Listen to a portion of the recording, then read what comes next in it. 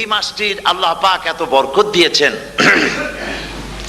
এই মাসটি সম্পর্কে রাসূল করিম সাল্লাল্লাহু আলাইহি ওয়াসাল্লাম আখেরি শাবানে খুতবা পেশ করেছিলেন এবং সেই খুতবায় তিনি বলেছিলেন, হে উপস্থিত জনগণ, হে মানব মণ্ডলী, আল্লাহ পাক আমাদের জন্য একটি পবিত্র মাস আমাদেরকে দিচ্ছেন, দান করেছেন, যে মাসটির নাম হচ্ছে রমাদান।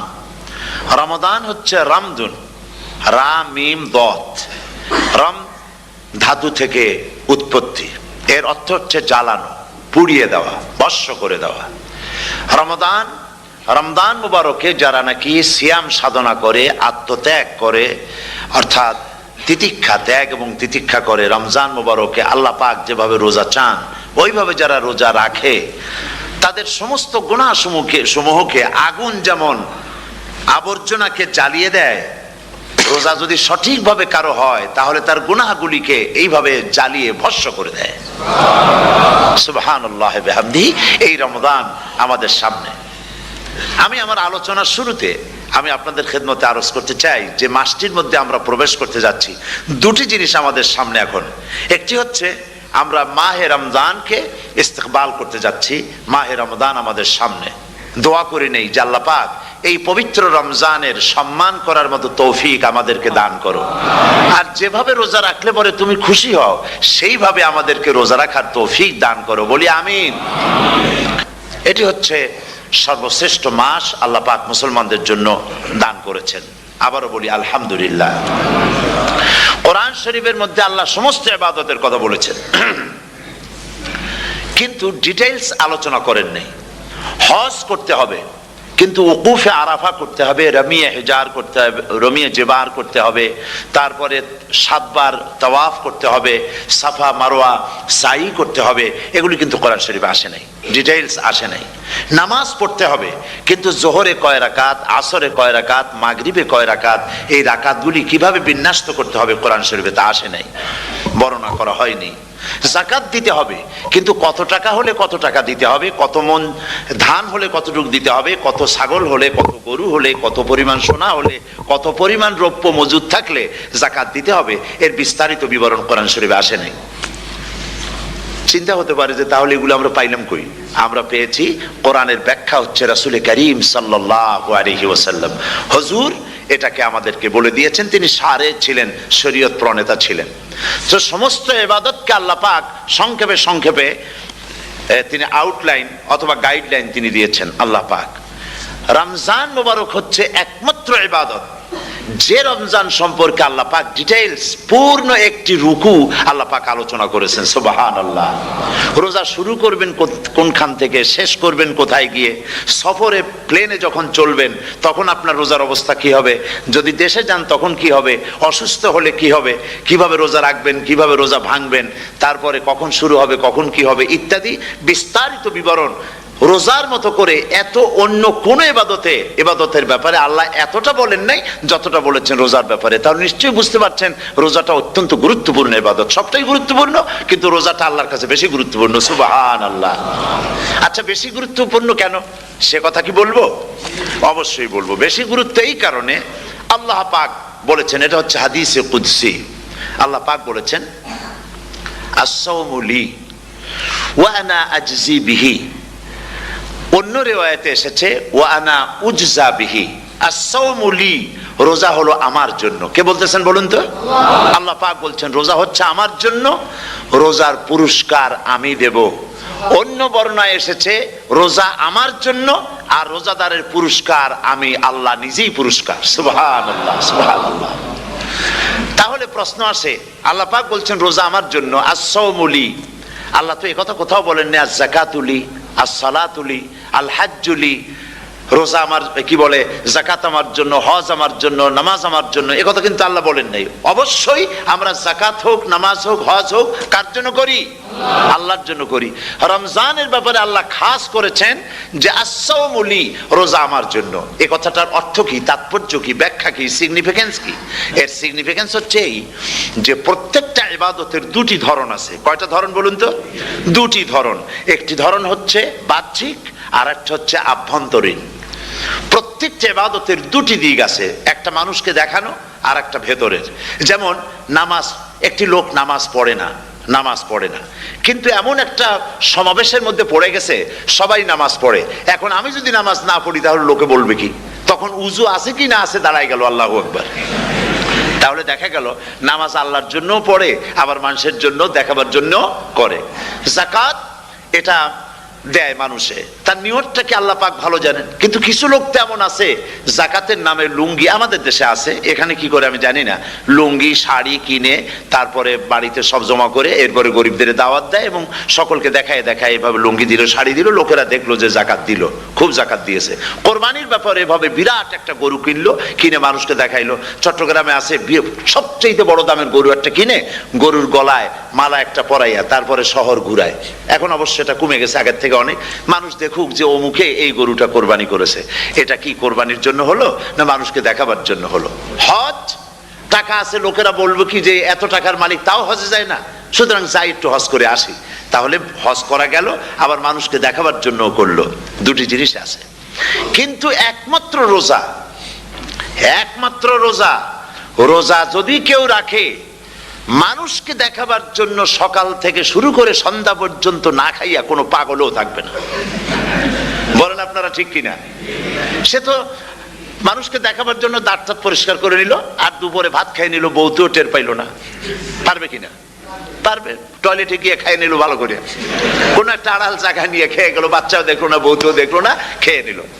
তাহলে সে তো রোজা রাখলো না। আল্লাহ পাক বলছেন আসসামুলি, রোজা হচ্ছে আমার জন্য। যে রোজা রাখে আমার জন্যই রাখে, মানুষকে দেখাবার জন্য সারাদিন না খাইয়ে থাকার কোনো প্রশ্নই ওঠে না। সুবহানাল্লাহ। সুতরাং রোজা যে রাখলো সে আমার জন্যই রাখলো। ওয়া আনা আজজি বিহি, রোজার পুরস্কার আমি আমার হাত দিয়ে দেব। সুবহানাল্লাহ, আমার হাত দিয়ে দেব। ম্যানেজার যদি বলে এই কাজগুলি করলে পরে বেতন, নির্ধারিত বেতন পাবা, আর এইটা যদি করো তাহলে বেতনটা আমি দেবো আমার হাত দিয়া, তাহলে এমপ্লয় যারা তারা বুঝতেই পারবে যে মালিক যখন নিজেই দেবে তাহলে ম্যানেজারের মতো দেবে না, মালিকের মতোই বড় করে দেবে। তো আল্লাহ পাক ফেরেশতাদের কাছে এটা রাখেন নাই, সব নেকি তোমরা লেখো গিয়া, আর রোজার সওয়াব আমার হাত দিয়ে আমি দেব। সুবহানাল্লাহ। এরপরে আল্লাহ পাক বলছেন, অন্য রেওয়ায়েতে এসেছে রোজা আমার জন্য, আর রোজাদারের পুরস্কার আর কিচ্ছু না, রোজাদারের পুরস্কার আমি আল্লাহ নিজেই পুরস্কার হয়ে যাব। সুবহানাল্লাহ। হাদিস শরীফে এসেছে রোজা রাখলে পরে ক্ষুধার কারণে, খালি পেটে থাকার কারণে টক্সিন জাতীয় এক প্রকারের গ্যাস তৈরি হয় পেটের ভেতরে, স্টমাকের মধ্যে, ফলে মুখে এক রকমের দুর্গন্ধের সৃষ্টি হয়। নবীজি বলেছেন রোজাদারের মুখের থেকে যে গন্ধ বের হয় আল্লাহ পাকের কাছে রোজাদারের মুখের গন্ধ মেস্ক আম্বারের চাইতে বেশি পবিত্র। আপনার মুখের গন্ধটাও আল্লাহর কাছে পবিত্র। রোজাদারদের জন্য জান্নাতের একটি দরওয়াজা খাস করে রাখা হয়েছে, যার নাম রায়্যান। এই দরওয়াজা রোজাদারদের জন্য, কেবলমাত্র রোজাদারেরা সেখান থেকে প্রবেশ করবে, আর কেউ প্রবেশ করতে পারবে না। এই রোজাদারদের সম্পর্কে আল্লাহ পাক বলেছেন, হাদিস শরীফে এসেছে, বুখারী শরীফের হাদিস, রাসূল করিম সাল্লাল্লাহু আলাইহি ওয়াসাল্লাম বলেছেন লিসাইমে ফারহাতান, ফারহাতুন ইনদা ফিতরিহি ওয়া ফারহাতুন ইনদা লিকাই রাব্বিহি। রোজাদারের জন্য দুইটা খুশি। কয়টা খুশি বলুন তো? কে বলছেন? আল্লাহ রাসূল বলছেন রোজাদারের জন্য দুইটা খুশি। লিসাইমে ফারহাতান, দুটি খুশি। ফারহাতুন ইনদা ফিতরিহি, একটা খুশি হচ্ছে ইফতারের সময়। এই ফিতরিহি দুটি কথা, এই একটি কথার দুটি ব্যাখ্যা হয়। একটা হচ্ছে ইফতারের সময়, ইফতারের কথা বলা হয়েছে, আর ঈদের কথাও এর মধ্যে বলা হয়েছে। ইফতারের সময় হলো একটা খুশি, আর একটা খুশি হচ্ছে ইনদা লিকাই রাব্বিহি, যখন রোজাদারের সঙ্গে আল্লাহ পাক দেখা করবেন তখন হবে আরেকটা খুশি। তার মানে হচ্ছে রোজাদারদের সঙ্গে স্পেশাল আল্লাহ রাব্বুল আলামিন সাক্ষাৎকারের ব্যবস্থা করবেন। সুবহানাল্লাহ। তাহলে দুটি জিনিস হলো, একটা হলো ইফতারের জন্য রোজাদারের জন্য দুটা খুশি, একটা হলো ইফতারের সময়, আর একটা হচ্ছে আল্লাহর সঙ্গে যখন দেখা করবে। তো ইফতারের যে খুশিটা, এই খুশি রোজাদার ছাড়া কেউ বুঝবে না। ইফতার সারাদিন রোজা রাখার পর সামনে পেঁয়াজি, বেগুনি, সালাদ, তরমুজ, মিষ্টি, তারপরে আম্বালা সুইট মিটের নানান রকমের মিষ্টি, এরপরে মুড়ি, কত কিছু সব সামনে নিয়ে বসে আছে। দেখছেন অবস্থা, সমস্ত কিছু সামনে বসা, ঘড়ির দিকে তাকানো। আপনি যদি 5 মিনিট আগে খান, ফেরেশতা এসে মুখের উপর থাপ্পড় মারবে, বেটা খাইলি কেন? বলবে কেউ? বলবে না। কোন ফেরেশতা লাঠি নিয়ে দাঁড়ায় আছে? দাঁড়ায় নাই, কিন্তু আপনি খাচ্ছেন না কেন? সুবহানাল্লাহ, সুবহানাল্লাহ বলবেন না? অন্তত 1500 বছর আগে আল্লাহ রাব্বুল আলামিন নির্দেশ করে রেখেছেন, সূর্য সাদা হওয়া থেকে, পূর্ব দিগন্ত সাদা হওয়া থেকে শুরু করে পশ্চিম দিগন্তে যখন কালো রেখা দেখা দেবে, যখন মাগরিব হয়ে যাবে, সূর্যাস্ত যাবে, ততক্ষণ পানাহার আর স্ত্রী সম্ভোগ থেকে বিরত থাকো। 1500 বছর আগের আল্লাহ রাব্বুল আলামিনের এই নোটিশ কিভাবে কার্যকরী হচ্ছে উম্মতের মধ্যে, মুসলমানদের ভেতরে। খাবার সামনে আসে, পিপাসা লেগেছে, এখন তো পিপাসা লাগে না, খুব ঠান্ডার সময়, এখন রোজা রাখতে খুব মজা হবে, তাই না? খুব মজার রোজা। কিন্তু এই রোজা যখন জুন মাস আর জুলাই মাসে আসবে, তখন টের পায় মানুষ রোজা কাহাকে বলে। প্রচন্ড পিপাসা, সামনে সব খাবার পড়ে আছে, একটা খাবারের দিকে রোজাদারের হাত যায় না, ঘড়ির দিকে তাকায় আর চুপ করে বসে বসে আল্লাহর জিকির করতে থাকে। আল্লাহ কয়, ফেরেশতারা দেখ, এই বান্দা বানাইতে নিষেধ করছিলি, সুবহানাল্লাহ। আল্লাহ খুশি হয়ে যান। রোজাদার অপেক্ষা করতে থাকে, ঠিক যখন কাটায় সময়টা এসে গেছে, তখন আল্লাহর নাম করে খুরমা দিয়ে, পানি দিয়ে ইফতার শুরু করে দিল। আল্লাহ পাক খুশি হয়ে গেলেন। এই যে ইফতার, সারাদিন রোজা রাখা ইফতার করায় যে মজা, রোজা রাখলো না এরকম লোকেরাও কিন্তু ইফতার করে না? পুরান ঢাকায় আছে, ঢাকার তো কয়েকটা এলাকা আছে, পুরান ঢাকার লোকেরা নাকি বলে যে, যারা রোজা রাখে না তারা বলে যে, রোজা না রাখে একরকম পাপ করছি, আর ইফতার না করিয়া কবিরা গুনাহ করবো নাকি, ইফতার তো করাই লাগবে। তো খুব মজা করে ইফতার করে তারা। তো সারাদিন রোজা রেখে পেঁয়াজি, ছোলা, বুট, মুড়ি খাওয়ায় যে মজা, সারাদিন ভাত খাইয়া তারপরে ইফতারের শরীক হওয়া, ছাগলে ঘাস খাইলে যেমন লাগে ওইরকম তার মুখে লাগে, এই মজা পাবে না। রোজাদারের যে মজা লাগে সেই মজা সে পাবে না। সারা মাস রোজা থাকার পর, আল্লাহর হুকুম মেনে সারা রাত রোজা রাখার পর, তারপরে ঈদের দিনে জামা কাপড় পরিষ্কার করে, শেরওয়ানি গায়ে লাগাইয়া, পাঞ্জাবি পরে, আতর মেখে, এরপরে ঈদের জামাতে যখন দাঁড়ায় যায়, সে যে মজা পায়, সারা মাস রোজা রেখে ঈদের জামাতে গিয়ে সে যে মজা পায়, যে রোজা রাখলো না, ঈদের দিনে খুব জামা, পাজামা, সেন্ট এগুলো মেখে টেকে প্রথম কাতারে গিয়ে দাঁড়ায় গেছে, ও সেই মজা পাবে না। ওর মনের মধ্যে একটা চোর ভাব থেকেই যায়। সে মনে মনে ভাবে, এই জামাত আমার না, জোর করে আসছি, এইখানে দাঁড়াবার যোগ্যতা আমার নাই। মনের মধ্যে সে একটা অপরাধী ফিল করে, সে ফিল করতে থাকে। সুতরাং রোজাদারের জন্য দুইটা খুশি, একটা হচ্ছে ইফতারের সময়, আর একটা খুশি হবে যখন আল্লাহ তাদেরকে দেখা দেবেন। সুবহানাল্লাহ। এই রোজা আল্লাহ পাক দান করেছেন। আচ্ছা, কি জন্য রোজা আমাদের দিলেন? এই জন্য দিয়েছেন যে একটা মাস পৃথিবীর মুসলমানরা না খেয়ে থাকুক দিনের বেলায়, ওই না খেয়ে থাকার যে খাবারগুলি বাঁচবে, এগুলি আল্লাহ অন্য কোনো এলাকার মানুষদের খাওয়াবেন নাকি?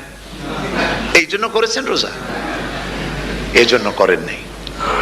রোজার ফজিলত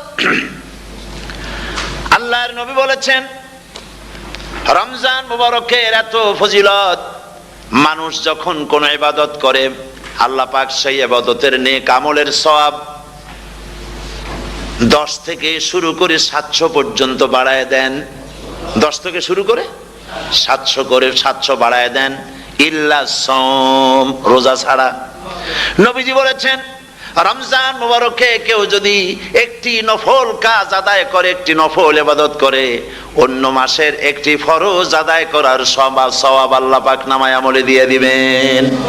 রমজান মুবারকে কেউ যদি একটি ফরজ আদায় করে, অন্য মাসের 70টি ফরজ আদায় করার মতো সওয়াব আমলনামায় আল্লাহ দিয়ে দিবেন। সুবহানাল্লাহ। এই মাস আমাদের সামনে, আল্লাহু আকবার বলি, আল্লাহু আকবার বলি, আলহামদুলিল্লাহ। এই পবিত্র মাস আমাদের সামনে। এই মাসে এত সওয়াব, নফল হয় ফরজের মতো, আর ফরজ হয় 70টা ফরজের মতো। এত সওয়াব কেন হইল? আমরা না খেয়ে থাকি সেই জন্য নাকি? বলতে পারেন কেন হলো? একটি কারণ, শাহরু রমাদান আল্লাযী উনজিলা ফীহিল কুরআন, সুবহানাল্লাহ বলবেন না? এই রমজান মাস হচ্ছে সেই মাস যে মাসে আল্লাহ রাব্বুল আলামিন কোরআনে কারীমকে নাজিল করেছেন। এই মাসের মধ্যে একটি রাত আছে খায়রুম মিন আলফি শাহর, যে রাতটি 1000 মাসের চাইতে বেশি গুরুত্বপূর্ণ আল্লাহর কাছে। সুবহানাল্লাহ। একটি রাত 1000 মাসের চাইতে গুরুত্বপূর্ণ। 1000 মাস ক্যালকুলেটর দিয়ে হিসাব করলে দেখা যায় যে 1000 মাসে 83 বছর 4 মাস হয়। তাহলে তার অর্থ কি এই যে একটানা 83 বছর 4 মাস ইবাদত করলে যে সওয়াব হবে, এই রাত্রে ইবাদত করলে সেই সওয়াব হবে? হতে পারে, এরকম হতে পারে, কিন্তু ব্যাখ্যাটা কি? ব্যাখ্যাটা হচ্ছে এই, আরবিতে আলফুন শব্দ দিয়ে 1000 বোঝানো হয় না। আরবিতে যখন আলফুন বলা হয় তাহলে বোঝা যায় সংখ্যাধিক্য, বিপুল সংখ্যা, হাজার হাজার হাজার হাজার, থাউজেন্ডস এন্ড থাউজেন্ডস। এইটাকে বোঝাবার জন্য আরবিতে ব্যবহার করা হয় আলফুন, হাজার হাজার। তাহলে আল্লাহ কি বুঝাতে চাচ্ছেন? আল্লাহ রাব্বুল আলামিন তিনি আয়াত দ্বারা বুঝাতে চান, এর ব্যাখ্যা হচ্ছে এই পৃথিবীর মানবতার কল্যাণের জন্য, এই পৃথিবীর মানুষের ভালাইয়ের জন্য, মঙ্গলের জন্য হাজার হাজার মাস ধরে এই পৃথিবীর মানুষের যে কল্যাণ হয় নাই, এই রমজান মোবারকে একটা রাত আছে যেই রাতে আল্লাহ রাব্বুল আলামিন মানবতার সেই কল্যাণ করেছেন। সেই কল্যাণ কি দিয়ে করেছেন? শাহরুর রমাদান আল্লাযী উনজিলা ফীহিল কোরআন, কোরআন নাজিল করে পৃথিবীর মানুষকে সেই কল্যাণ আল্লাহ দিয়েছেন। সুবহানাল্লাহ। বন্ধুগণ, কোরআন, কোরআন কি নিয়ামত আমাদের কাছে! সেই নিয়ামতকে আমরা চিনলাম না, আমরা বুঝতে পারলাম না কত বড় নিয়ামত আল্লাহ আমাদের দান করেছেন। এই কোরআন যেন আপনি শুনতে পারেন, পড়তে পারেন, বুঝতে পারেন, সেই জন্য আল্লাহ রাব্বুল আলামিন শরিয়াত কি সুন্দর ব্যবস্থা করেছে। কোরআন শোনার জন্য রমজান মুবারকে তারাবিহের নামাজের ব্যবস্থা করা হয়েছে। সুবহানাল্লাহ, সুবহানাল্লাহ। যারা সব সময় পড়তে পারেন না, কোরআন তেলাওয়াত জানেন না, অথবা সারা বছরও এক খতম কোরআন শরীফ পড়া হয় না, শরিয়াত কি সুন্দর বিধান করলো যে আপনি যেন 30 পারা কোরআন শরীফ শুনতে পারেন। এই ব্যবস্থা তারাবিহের নামাজের মধ্যে শরিয়াত করে দিয়েছে। আলহামদুলিল্লাহ, আলহামদুলিল্লাহ। যাদের টাকা কড়ি আছে আমি তাদেরকে অনুরোধ করব, যদি পারেন তাহলে মেহেরবানি করে রমজান মোবারকে উমরা পালন করবেন। আমি উমরার নিয়ত করেই এসেছি, ঢাকা থেকে উমরার নিয়ত করেই এসেছি, আপনাদেরকে দেখে গেলাম। আর আমি এখান থেকে ডাইরেক্ট মদিনা মুনাওয়ারায় চলে যাব ইনশাআল্লাহ। লাইলাতুল কদর পর্যন্ত হারামাইনুশ শরীফাইনে কাটাতে চাই, নিয়ত করেছি। আপনারা দোয়া করুন আল্লাহ যেন কবুল করেন। কি মজা যখন আপনি হারামাইনুশ শরীফাইনে যখন তেলাওয়াত শুনবেন, আপনার কাছে মনে হবে যেন কোরআন শরীফ নাজিল হতেছে। সুবহানাল্লাহ। সেখানে তো নামাজের পরে হাত তুলে মোনাজাত করা হয় না, শুধুমাত্র রমজান মুবারকে বেতেরের নামাজের মধ্যে ইমাম সাহেব হাত তুলে মোনাজাত করেন। গত বছর রমজান মুবারকের লাইলাতুল কদরে আমি ছিলাম, গত কয়েক বছর ধরে আল্লাহ যাওয়ার তৌফিক দিয়েছেন দয়া করে। সেখানে লাইলাতুল কদরে পত্রিকাগুলি লিখেছে 30 লাখের উপরে লোক ছিল মক্কা শরীফের হারাম শরীফে, 30 লাখের উপরে। যখন তেলাওয়াত হচ্ছে, মোনাজাত করতেছেন ইমাম সাহেব কাঁপতেছেন, মোনাজাত করতেছেন, কাঁদতেছেন, আর গোটা হারাম জুড়ে কান্নার রোল পড়ে গিয়েছে। কিভাবে কাঁদতেছে! সারাদিন মানুষ রোজা রেখে তারপরে ইফতার করতে যখন বসে, আমি সেই জান্নাতের কথা কেমনে আপনাদের বুঝাবো? রসগোল্লা কেমন লাগে বক্তৃতা দিয়ে 6 ঘন্টা বক্তৃতা দিয়েও বোঝানো যাবে না। যদি মুখের মধ্যে ঢুকাইতে পারি তাহলে বুঝবেন যে মজাটা কি। এটা তো আমি বুঝাইতে পারবো না কি মজাটা লাগে। সারাদিন রোজা রাখার পর সমস্ত লক্ষ লক্ষ মুসল্লিরা বসে আছে মক্কা শরীফে, কাবা শরীফ সামনে, এখানে বসে আছে। রোজাদারের সামনে আছে জমজমের পানি আর মদিনা মুনাওয়ারার খুরমা। আল্লাহর ঘর সামনে, জান্নাতের থেকে আর কাকে বলে! সুবহানাল্লাহ। আর মসজিদে নববীর ভিতরে মদিনার আকর্ষণ কাশাস আলাদা। মদিনা শরীফের আপনাকে যদি পাইয়া যায় কোন আরব, কোন মাদানী, আপনারা ছাড়বি না, আদর করে পাশে বসাবে, তোমারে আমি এই জিনিস খাওয়াবো, এইটা দিয়ে ইফতার করাবো, আমার কাছ দিয়ে তুমি উঠতেই পারবে না, আপনাকে জোর করে বসাই দিবে। মসজিদে নববীতে রিয়াদুল জান্নাহ রাসূল করিম সাল্লাল্লাহু আলাইহি ওয়াসাল্লামের কবর শরীফের কাছে বসে আপনি ইফতার করতেছেন, কত বড় নসিব! সেই জন্য আমি বলি, হলিডে করার জন্য আমেরিকা, সিঙ্গাপুর, হাবিজাবি এই সমস্ত ঘুরে কোনো লাভ নাই। হলিডে করতে চান, রমজান মুবারকে চলে যান হারামাইন শরীফাইন, মদিনা আল মুনাওয়ারা, মক্কা আল মুকাররমা, কপাল খুলে যাবে, জিন্দেগীর সমস্ত গুনাহ খাতা আল্লাহ পাক maaf করে দিবেন। রাসূল করিম সাল্লাল্লাহু আলাইহি সাল্লাম বলেছেন, রমজান মুবারকে যে উমরা করলো সেজন্য হজ আদায় করলো। সুবহানাল্লাহ। অন্য রিওয়ায়াতে এসেছে, যে ব্যক্তি রমজান মুবারকে উমরা করলো সেজন্য আমার সাথে হজ আদায় করলো। সুবহানাল্লাহ বিহামদিহি। তো বলতেছিলাম যে কোরআনে কারীম হচ্ছে একটি বিরাট নিয়ামত। এই নিয়ামত শোনানো হয় রমজান মুবারকে। আমি এবার এসে খুব খুশি হলাম একথা শুনে যে ইস্ট লন্ডন মসজিদ তারা একটা ব্যবস্থা করেছে, সুন্দর একটা রেডিও তারা আবিষ্কার করেছে। না কি করছেন আপনারা? ট্রান্সমিটার তৈরি করেছেন। ওনারা ওখানে রেডিও বিক্রি করেন। আপনারা বহুটা খরচ করেছেন, তারা হাজার হাজার পাউন্ড খরচ করে টাওয়ার বানিয়েছেন এবং একটা ফ্রিকোয়েন্সি তারা নিজেরা নিয়েছেন, আর রেডিওগুলি 125 পাউন্ড করে ওনারা দিচ্ছেন খরচ হিসাবে। এইটা যারা নিয়ে যায় ঘরের মধ্যে বসে তারাবিহের তেলাওয়াত তারা শুনতে পাবেন। মহিলারা অনেক সময় আসতে পারেন না, মহিলারা ঘরে বসে শুনতে পারবেন। ওই ইস্ট লন্ডন মসজিদে যত ওয়াজ হবে, তেলাওয়াত হবে, নামাজ হবে, আজান হবে, ওয়াজ হবে, জিকির হবে, সব আপনার ঘরে বসে আপনি শুনতে পারবেন। আল্লাহ রাব্বুল আলামিন এই ইকদামকে, এই পদক্ষেপকে আল্লাহ কবুল করুন, সবাই বলেন আমিন। এবং প্রত্যেকের ঘরে ঘরে এই রেডিও পৌঁছে যাক, আমরা বলি আমিন। আল্লাহ যেন কবুল করেন। আপনি ঘরে বসে মসজিদের সমস্ত প্রোগ্রাম পেতে পারবেন। আর কি সুন্দর, সেখানে যিনি তেলাওয়াত করেন, আজান দেন, আলহামদুলিল্লাহ, তার আজান শুনলে পরে তো মনে হয় যে আমি মক্কা শরীফে চলে গেছি, মদিনায় চলে গেছি। আর তেলাওয়াত কত সুন্দর, আলহামদুলিল্লাহ। আল্লাহ তার প্রতি রহম করুন, আমরা বলি আমিন। সুতরাং বলতেছিলাম যে এই পবিত্র রমজানুল মুবারক এটি কি, জিনিসটা কি, জিনিসটা বুঝাবার জন্য আমি বলি, যেমন এই ঘড়িটা এটা কেনার পর 2-1 বছর পর এটা ফাস্ট হয় অথবা কি হয়, স্লো হয়ে যায়। তখন এটাকে সারার জন্য আমরা হসপিটালে দেই। হসপিটাল মানে লন্ডন হসপিটাল না, ঘড়িরও হসপিটাল আছে।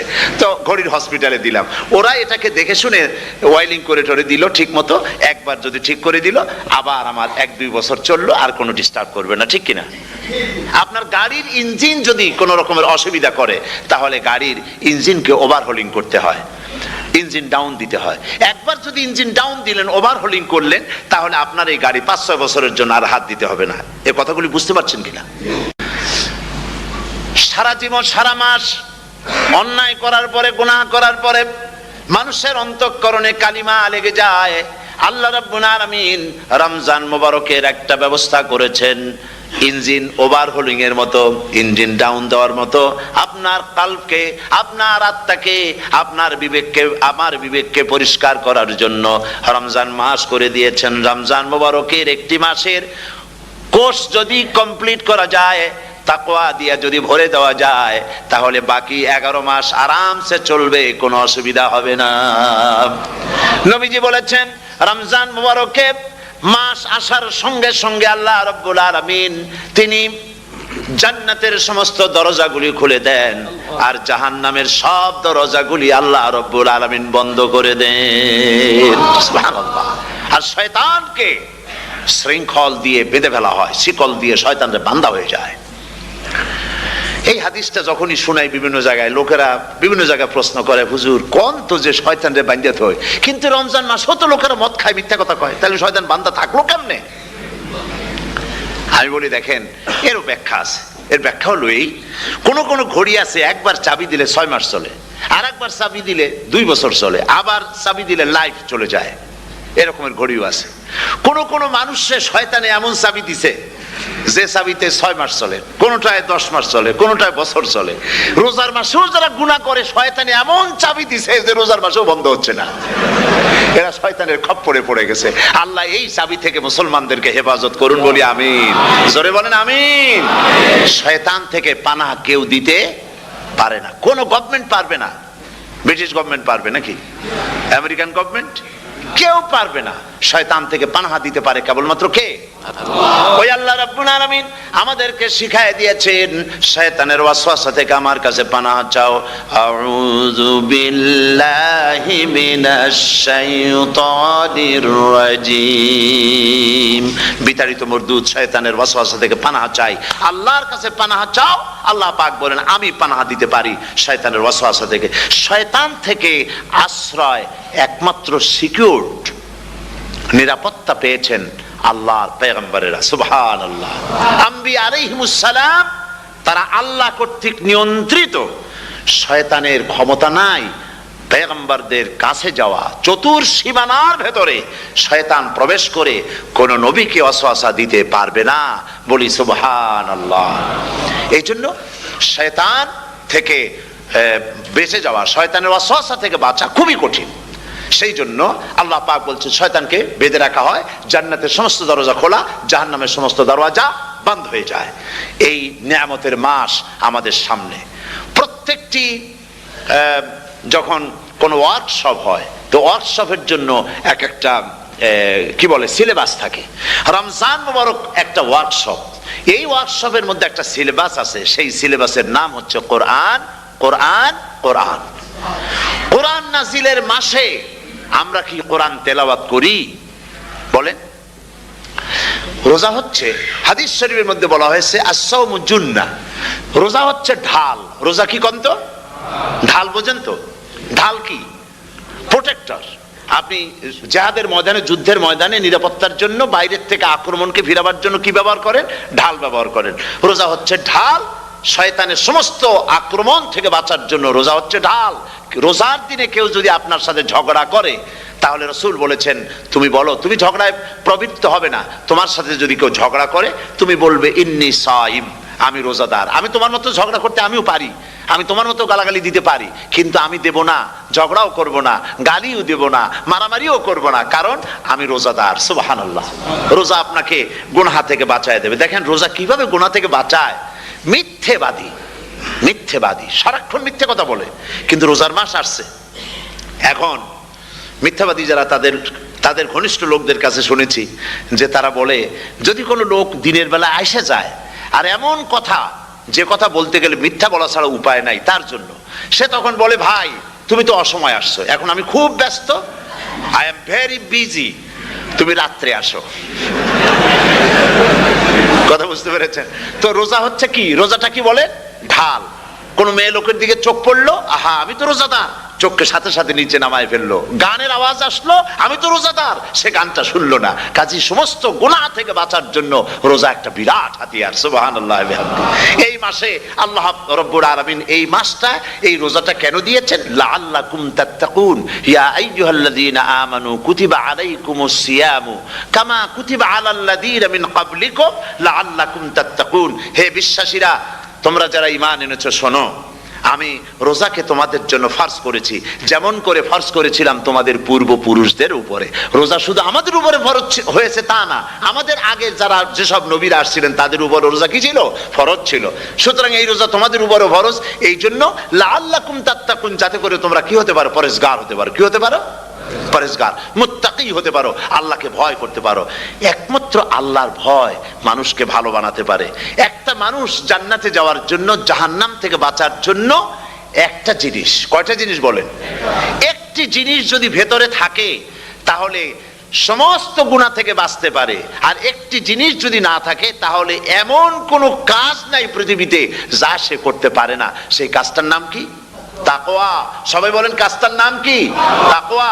যদি ভেতরে আল্লাহ পাকের ভয় থাকে, রব্বুল আলামিন আমাকে দেখছেন, তিনি আমাকে শুনতেছেন, এই ভয় যদি অন্তঃকরণের ভিতরে থাকে, তাহলে এই লোকটি কোনো গুনাহের কাজ করতে পারবে না, মিথ্যা বলতে পারবে না, ওজনে কম দিতে পারবে না, খাদ্যে ভেজাল দিতে পারবে না, শয়তানি বদমাশি করতে পারবে না। আর যদি এই জিনিসটির অভাব থাকে, যদি তাকওয়া না থাকে, তাহলে সমস্ত অন্যায় কাজ সে করতে পারবে।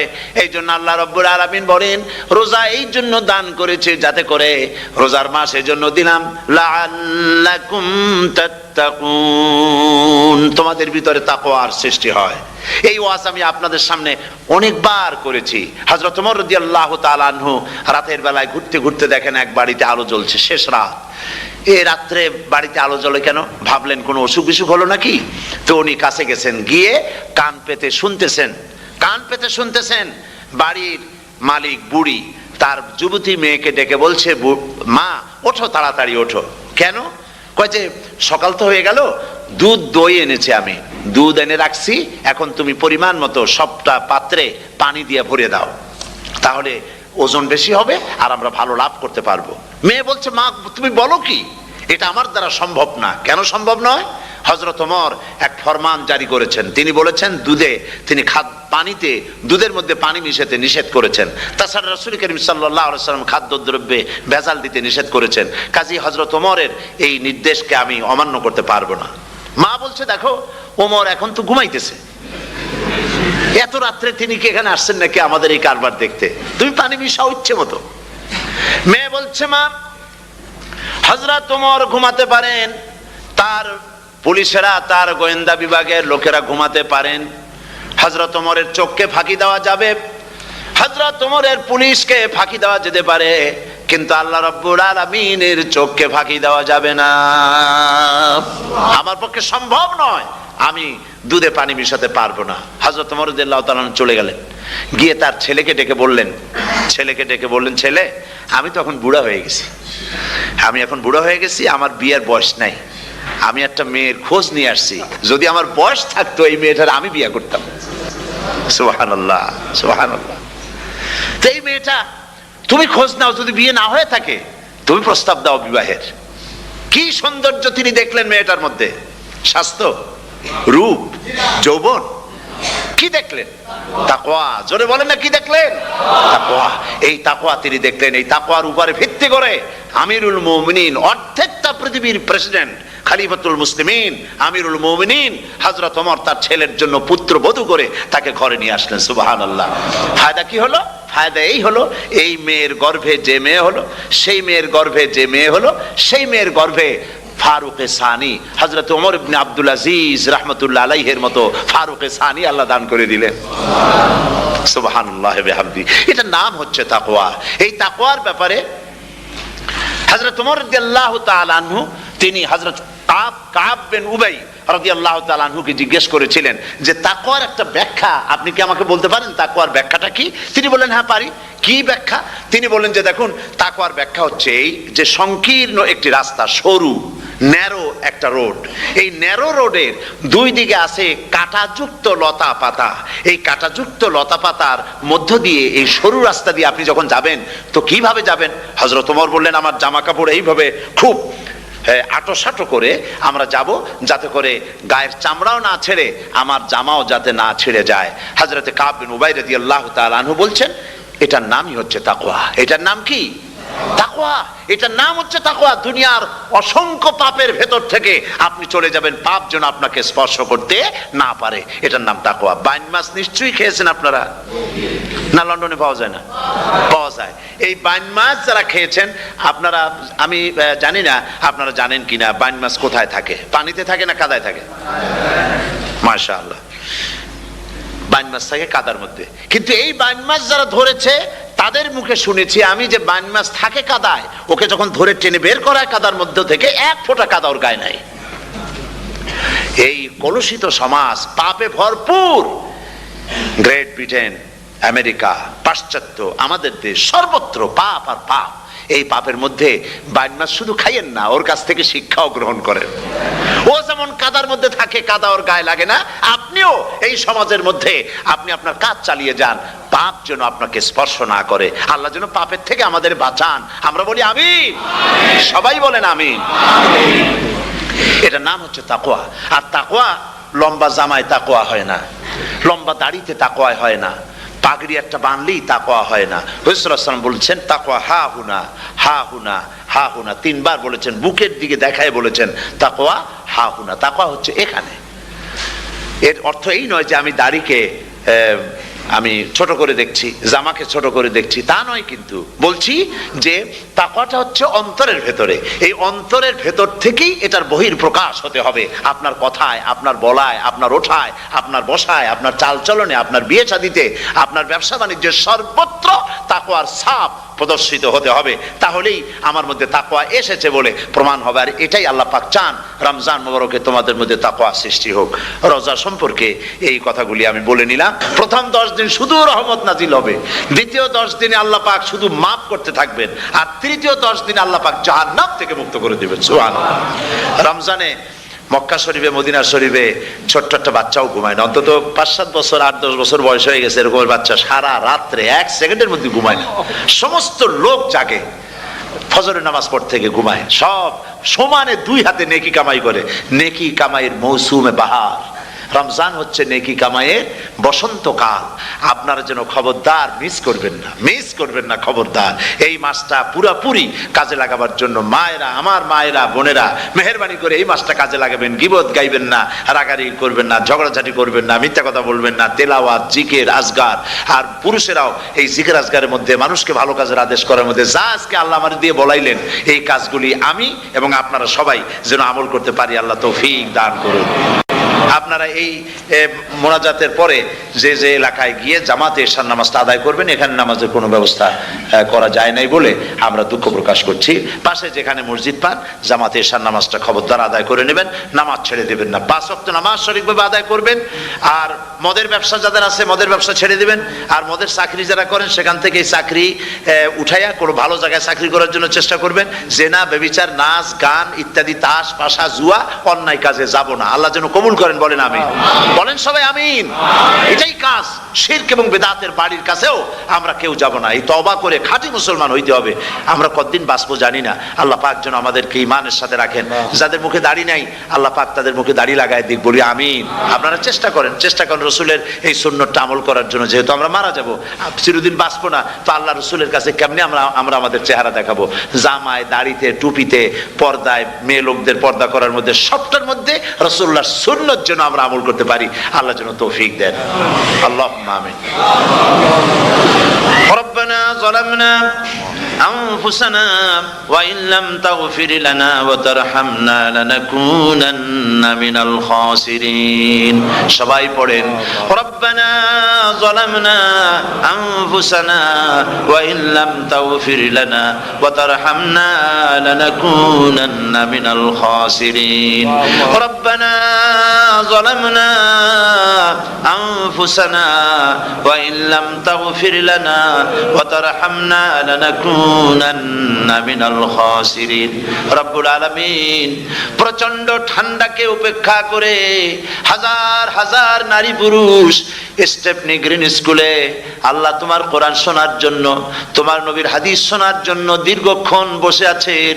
এতক্ষণ আমরা যে আলোচনা করলাম, দরুদ ও সালাম পড়লাম, মেহেরবানি করে সওয়াবটুকু রাসূল করিম সাল্লাল্লাহু আলাইহি ওয়াসাল্লামের রূহ মোবারকে পৌঁছায় দাও। তামাম পৃথিবীর মাটির নিচে যত মুমিন মুমিনাত শুয়ে আছেন, আল্লাহ তাদের আরওয়ার পরে সওয়াব পৌঁছায় দাও। রব্বুল আলামিন আমরা সবাই মিলে আজকে দোয়া করি, আমাদের মধ্য থেকে আমাদের আব্বা জান আর আমাদের মা যাদের মারা গেছে, কবরগুলিকে জান্নাতের টুকরায় পরিণত করে দাও। ও রব্বির হামহুমা কামা রব্বায়ানি সগীরা। সবাই পড়েন, রব্বির হামহুমা কামা রব্বায়ানি সগীরা। আয় আল্লাহ তাআলা, আত্মীয় স্বজন যদি বিদেশে থাকে, টেলিফোনে খোঁজ খবর পাওয়া যায়, চিঠি দিয়েও 6 মাস 1 বছরে খোঁজ খবর নেওয়া যায়। কিন্তু আমাদের মা বাপ যাদের দুনিয়া থেকে বছরের পর বছর হলো বিদায় হয়ে গেছে, টেলিফোন বা চিঠিপত্রের কোনো সিস্টেম নাই, কোনো কায়দা নাই, কোন হালতে কবরে আছে জানি না। আল্লাহ তুমি দয়া করে আমাদের বাপ জান যাদের মারা গেছে, আল্লাহ কবরটারে বেহেশত বানাইয়া দাও। রব্বুল আলামিন জনম দুঃখিনী মা, আমাদের মা যাদের মারা গেছে, 10টা মাস পেটের মধ্যে থেকে মাকে হাঁটু দিয়ে, পাও দিয়ে, মাথা দিয়ে, গুতা দিয়ে কষ্ট দিয়েছি। আবার মা ডেলিভারিতে নিদারুণ কষ্ট করেছেন, যা মা ছাড়া কেউ বুঝবে না। এরপরে 2.5 বছর পর্যন্ত মায়ের বুকের দুধ চুষে চুষে খেয়ে মাকে বিরক্ত করেছি, পেশাব পায়খানা করে মাকে কষ্ট দিয়েছি। আল্লাহ তাআলা, আমাদের মা বাপ অনেকেরই গরিব ছিল, খাট নাই, বিছানা নাই, তোষক ছিল না, কোন রকম করে আল্লাহ তাআলা বিছানায় শোয়া থাকতো, পেশাব করে, ছেলে মেয়ে পেশাব করে বিছানা ভিজায় দিয়েছে। মা নিজে আঁচলটা ভিজা আঁচলের উপরে শুয়ে ছেলেকে মেয়েকে বুকের উপরে করে সারাটা রাত কাটায় দিয়েছে। এই মা যার দুনিয়া থেকে বিদায় হয়ে গিয়েছে, আল্লাহ দয়া করে কবরটাকে জান্নাতের টুকরা বানাইয়া দাও। আয় আল্লাহ তাআলা, আমাদের মা বাপ যাদের মারা গেছে তাদের উপর তোমার রহমত নাজিল করো। আমাদের দাদা দাদি, নানা নানি, আত্মীয় স্বজন, পাড়া প্রতিবেশী যারা মারা গেছে তাদের উপরে রহম করো। রব্বুল আলামিন আয় আল্লাহ তাআলা, আমরা যারা হাত তুলেছি, তোমার বান্দা বান্দিরা হাত তুলেছে, তুমি আরশে আজিম থেকে একটু তাকায় দেখো, আমরা কোন রাজা বাদশার কাছে হাত তুলি নাই, আমরা কোন প্রধানমন্ত্রী প্রেসিডেন্টের কাছে হাত তুলি নাই, কোন পীর বুজুর্গের কাছে হাত তুলি নাই, আমরা হাত তুলেছি শাহানশাহ রব্বুল আলামিনের দরবারে। রব্বুল আলামিন, আমরা যতগুলি লোক হাত তুলেছি এর মধ্যে জিনাকার থাকতে পারে, মদখোর থাকতে পারে, বেনামাজি থাকতে পারে, সুদখোর থাকতে পারে। আল্লাহ, কত রকমের গুনাহ করে আমরা হাত তুলেছি। আল্লাহ, তুমি যদি দয়া করে আজকে আমাদের এই লোকগুলি কি তোমার বান্দা বান্দি গুলারে যদি মাফ করে দাও, আকাশের জমিনে এমন কেউ নাই যার কাছে তোমার এজন্য কৈফিয়ত দেওয়া লাগে। রব্বুল আলামিন, দয়া করে আমাদের জিন্দেগির গুনাহ মাফ করে দাও। আল্লাহ তাআলা, আমার মা বোনেরা কষ্ট করে এই ঠান্ডাকে উপেক্ষা করে যারা এসেছেন, আল্লাহ তুমি মা বোনদের হায়াত দারাজ করে দাও, মা বোনদেরকে পর্দায় থাকার তৌফিক দিয়ে দাও। আয় আল্লাহ, মা বোনদের এমন জীবন যাপন করার তৌফিক দাও যাতে করে কিয়ামতে হযরত আয়েশা, হযরত খাদিজা, হযরত ফাতেমার সঙ্গে হাসর নসিব হয়ে যায়। আল্লাহ, যে সমস্ত মা বোনদের বিয়ে হয়েছে, বাচ্চা হয় নাই, আল্লাহ তুমি তাদেরকে নিঃসন্তানীকে বাচ্চা দিয়ে দাও। যাদের মেয়ে বড় হয়েছে, বিয়ে দিতে পারে না, বিয়ের বন্দোবস্ত করে দাও। রব্বুল আলামিন, মা বোনদের যাদের রোগ আছে, ব্যাধি আছে, আল্লাহ দয়া করে সব অসুখ মাফ করে দাও। আল্লাহ, আমরা যারা হাত তুলেছি, ঋণগ্রস্তদের ঋণ পরিশোধের তৌফিক দান করে দাও। আল্লাহ তাআলা, অসুখ বিসুখ যাদের আছে মাফ করে দাও। যারা নাকি হালাল ব্যবসা করে, হালাল ব্যবসা বরকত দিয়ে দাও। হারাম ব্যবসা যারা করে, আল্লাহ মদের ব্যবসা যে হারাম ব্যবসা, তুমি মুসলমানদের মনের মধ্যে জাহান্নামের ভয় দিয়ে দাও। আল্লাহ, মদের ব্যবসার মতো জঘন্য ব্যবসা থেকে মুসলমানদের বাঁচাও। আল্লাহ, আল্লাহ রব্বুল আলামিন, জিনা থেকে বাঁচাও, সুদ থেকে বাঁচাও, ঘুষ থেকে বাঁচাও। এই পবিত্র রমজান মাস আসতেছে, কাদের তুমি মাফ করবে তুমি জানো। আল্লাহ, এই রমজানের বরকত থেকে আমরা যেন মাহরুম না হয়ে যাই। আল্লাহ, তোমার বান্দা বান্দি আমরা যারা হাত তুলেছি, এমন রোজা রাখার তৌফিক দাও যাতে তুমি খুশি হও বাবু। আমাদের কান্নার তৌফিক দাও। সেহরি ভালোভাবে সেহরি করা, তোমাকে খুশি করার জন্য ইফতার করা, তোমার খুশির জন্য রোজা রাখা, তেলাওয়াত করা, সেজদা দেওয়া, নামাজ পড়া, জিকির করা, আল্লাহ তাআলা এগুলি বেশি বেশি করে করার তৌফিক আমাদেরকে দান করে দাও। আল্লাহ রব্বুল আলামিন, এই মাহফিলের ভিতরে বহু মানুষ আছে জীবনে কাবা শরীফ চোখে দেখে নাই, জীবনে তোমার হাবিবের রওজা চোখে দেখে নাই। আজকে একটা দোয়া করি তোমার কাছে, আমার মা বোনের আর ভাইরা যারা হাত তুলেছে, আল্লাহ তুমি দয়া করে মেহেরবানি করে জীবনে অন্তত একটা বার কাবা শরীফ চোখে দেখার তৌফিক দিয়ে দিও। রব্বুল আলামিন, বাংলাদেশ থেকে আমাদের হাজার হাজার লাখ লাখ মুসলমান নরনারী বিদেশে চাকরি করার জন্য, ব্যবসা করার জন্য এসেছে। আল্লাহ, চাকরি করতে এসে, ব্যবসা করতে এসে যেন ঈমান নষ্ট কারো না হয়। আল্লাহ, সকলের ঈমান মজবুত রাখার তৌফিক দান করে দাও। আয় আল্লাহ, তোমার কাছে একটা দোয়া করি, জাহান্নামের আগুন 3000 বছর বসে উত্তপ্ত করেছো, জাহান্নামের আগুনে আমরা জ্বলতে পারবো না বাবু। জাহান্নামের আগুন আমাদের জন্য হারাম করে দাও আল্লাহ। আল্লাহুম্মা আজিরনা মিনান নার। সকলে পড়েন আমার সাথে, আল্লাহুম্মা আজিরনা মিনান নার, আল্লাহুম্মা আজিরনা মিনান নার ওয়া আদখিলনাল জান্নাতা মাআল আবরার। আল্লাহ তাআলা, এই মানুষগুলি, এদের সাথে আমার কোনো আত্মীয়তার সম্পর্ক নেই, এদের সাথে আমার কোনো রক্তের সম্পর্ক নাই। এই মানুষগুলি, মা বোনেরা, ভাইয়েরা, আমাকে তারা ভালোবাসেন দ্বীনের জন্য, আমি তাদেরকে ভালোবাসি দ্বীনের জন্য। আল্লাহ, এই ভালোবাসা যেন দুনিয়ায় শেষ না হয়, এই ভালোবাসা দিয়ে যেন কিয়ামতের দিন আমরা এক জান্নাতে থাকতে পারি, এই তৌফিক তুমি আমাদেরকে দান করে দিও। আল্লাহ তাআলা, तमाम পৃথিবীর মুসলমানদের উপরে তোমার রহমত নাজিল করো, বাংলাদেশের উপরে রহমত নাজিল করো, চেচনিয়া বজনিয়ার উপর রহম করো। আল্লাহ, চেচনিয়ার মুসলমানদের দেখার কেউ নাই তুমি ছাড়া বাবু, তুমি রক্ষা করো। রাশিয়াকে দুর্বল করে দাও, চেচনিয়ার মুসলমানদেরকে আজাদ করে দাও, কাশ্মীরকে আজাদ করে দাও, দুনিয়ার সমস্ত স্বাধীনতাকামী মুসলমানদেরকে স্বাধীন বানায় দাও। আল্লাহ তাআলা, নতুন শতাব্দীতে মুসলমানদেরকে আর মেরো না আল্লাহ। আমরা বুঝতে পেরেছি আমরা নাফরমান, সেই জন্য তুমি রাগ করেছো, সেই জন্য তুমি আমাদের মারতেছো, কাফের দিয়ে মারতেছো। আল্লাহ, আল্লাহ তুমি আমাদেরকে মাফ করে দাও, নতুন শতাব্দীতে ইসলামের বিজয় দিয়ে দাও। আল্লাহ বিজয়ের আমরা তো আশাও করতে পারি না, যেহেতু আমরা গুনাহগার। সাহাবায়ে কিরামদের সেই কোয়ালিটি আমাদের মধ্যে নাই। আল্লাহ তুমি দয়া করে তোমার হাবিবের সাদকায় নতুন শতাব্দী, ইসলামের শতাব্দী আল্লাহ তুমি দয়া করে বানাই দিও আল্লাহ রব্বুল আলামিন। আমি জানি না কে কোন দুঃখ নিয়ে এখানে এসেছে। আমি সকলকে কয়েক সেকেন্ড ছেড়ে দিলাম, মাথা নিচু করে চক্ষু বন্ধ করে আল্লাহর কাছে আপনাদের মনের কথাটা বলেন, আল্লাহ পাক দোয়া কবুল করবেন ইনশাআল্লাহ।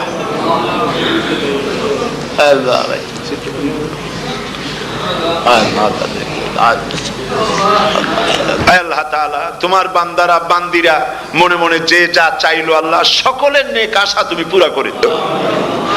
ربنا تقبل منا إنك أنت السميع العليم وتب علينا إنك أنت التواب الرحيم ستر العرش مسبول علينا وعين الله ناظرة إلينا بحول الله لا يقدر علينا اللهم إنا نجعلك في نحورهم ونعوذ بك من شرورهم اللهم لا مانع لما أعطيت ولا معطي لما منعت ولا ينفع ذا الجد منك الجد اللهم زدنا ولا تنقصنا وأكرمنا ولا تهنا وأعطنا ولا تحرمنا وآثرنا ولا تؤثر علينا وأرضنا وارض عنا سبحان ربك رب العزة عما يصفون وسلام على المرسلين والحمد لله رب العالمين واجعل آخر كلمة عند الموت لا إله إلا الله